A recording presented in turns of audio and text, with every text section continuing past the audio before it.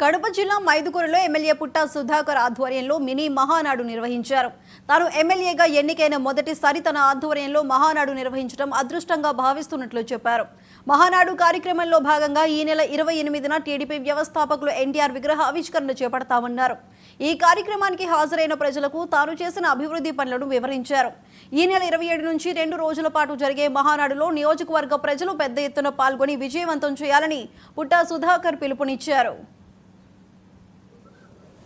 తెలుగుదేశం పుట్టిన దగ్గర నుంచి కూడా ప్రతి జిల్లాలో నడుపుకుంటూ వచ్చారు. ప్రతి జిల్లాలో మహానాడు నడుపుతూ వచ్చారు. మన కడప జిల్లాలో ఇంతవరకు ఎప్పుడు నడపలేదు.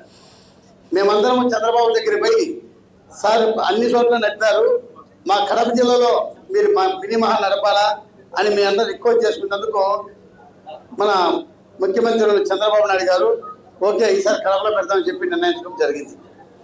దీని వెనకాల ఉద్దేశం ఏంటంటే గవర్నమెంట్ వచ్చింది, మహానాడు నడుపుతే మన జిల్లాలో మనకేమన్నా సమస్యలు ఉంటే ఇప్పుడే ఆయన దగ్గర నుంచి హామీ తీసుకుంటే మన జిల్లా అభివృద్ధి అయితే ఉద్దేశంతోనే ఫస్ట్ టైం పెట్టించుకుంటే మనకు అభివృద్ధి అయితే ఉద్దేశంతో ఇక్కడ మహానాడు పెట్టుకోవడానికి మేమందరం ఆలోచించుకొని మేమందరం ఎమ్మెల్యేలందరం కలిసి ఒక ఆలోచించుకొని ఈ ప్రణాళికతో ముందుకు పోయినాం.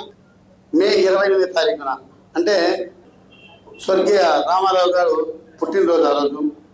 ఆ సందర్భంగా ఎన్టీఆర్ విగ్రహం బాగా చేయాలి, బాగా అద్భుతంగా నెరవేర్చాలి అనే ఆశయంతో అక్కడ ఎన్టీఆర్ విగ్రహం స్థాపిస్తాము.